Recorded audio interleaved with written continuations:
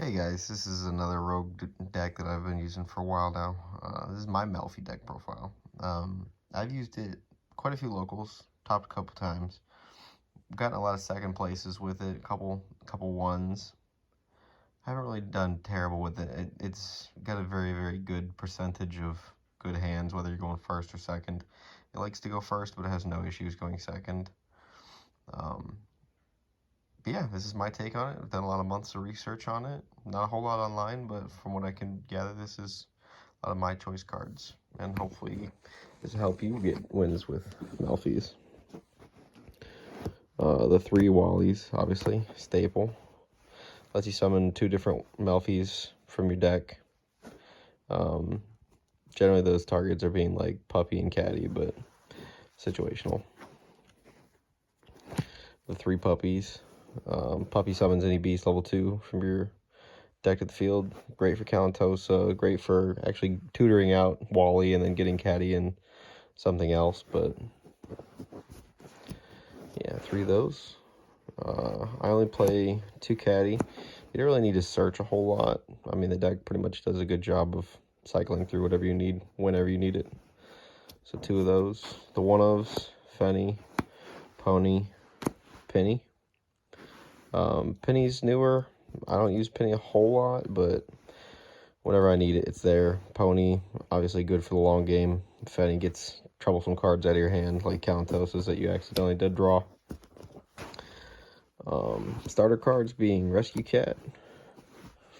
This has really good synergy that I'll explain later, but this will get you whatever you need, whether it's a Calantosa and a Wally to stack Joyous on, and then on their draw phase, or stand by or main, just dropping the Calantosa, and then the Wally, obviously, to continue your plays, but I'll explain the synergy later.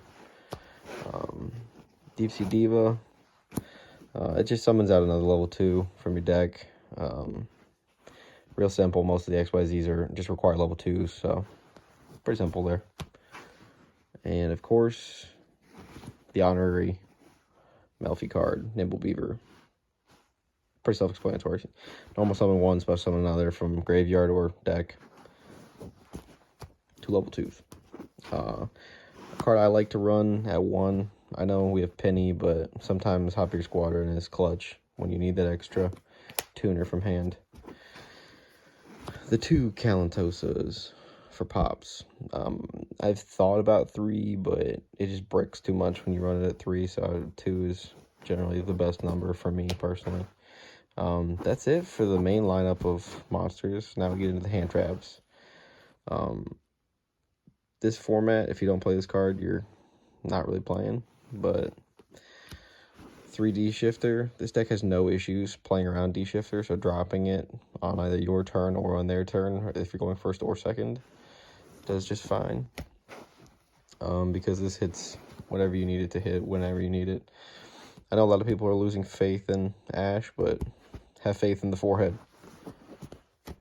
We run 3 Veiler, because Veiler's great.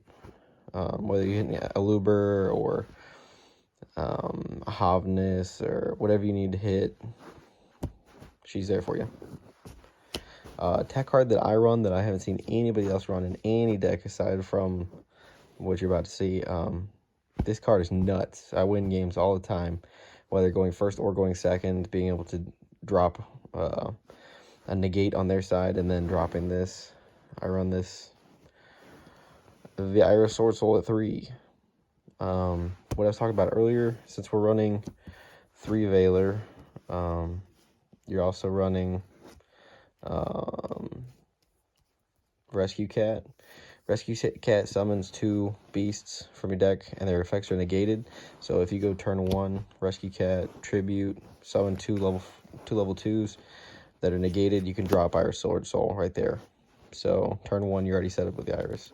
Or if they're going and you have, say, the Veiler, you drop a Veiler on their turn, and they're still going, they're like, oh, I'll keep going. Well, on resolution of Veiler, drop Iris. They're just kind of stuck with it. It's either a draw 2, or you can stop their plays and hit their extra deck. On to spells. That's it for monsters. Obedience Schooled at 3, obviously. Drop 3, stack them on Joyous, or drop 3 and put 2 together to make a Melffy the Forest, and then normal summon, and then make a Joyous. Doesn't really matter. 1 hide and seek, recursion, draw power, protection. Not more to be said. Not much to be said. Call, no brainer, busted card. Infinite permanence again.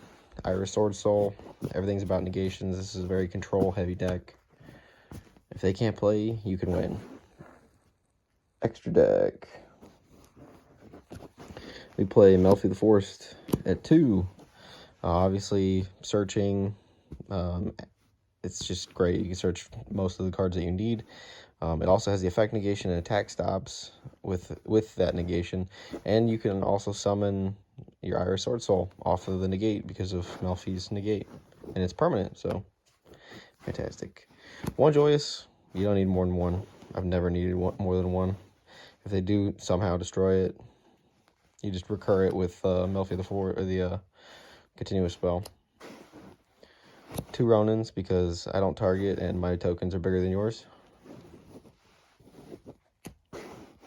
Downward Zeus line because Downward Zeus line. Gigantic Sprite when I really need that specific card and I don't want to get hit by Nibiru.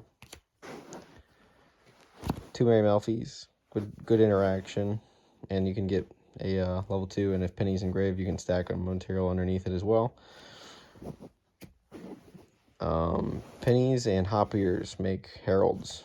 People get upset because if you have a puppy and a caddy, you summon Calantosa and you search Penny or you search hop ear, then you immediately turn it into a herald, so you get the pop from Calantosa and then the Omni negate from herald, and it's Macrocosmos.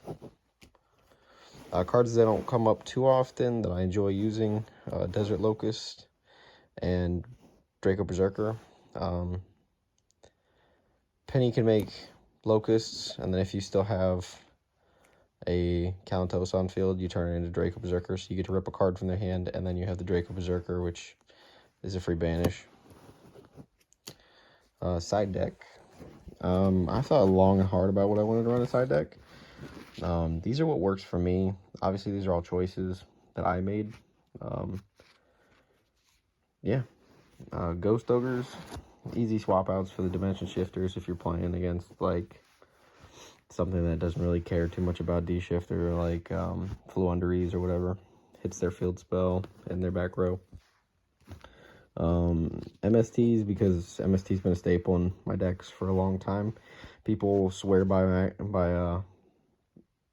whatever that. It's the same thing, but it's like Cosmic Cyclone. People swear by it, but MST, OG. Can't play Yu-Gi-Oh! Without having 3 evenly matched on the side.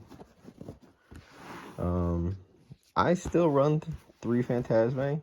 It doesn't come up often, but Adignister is still a thing occasionally, at least at my locals.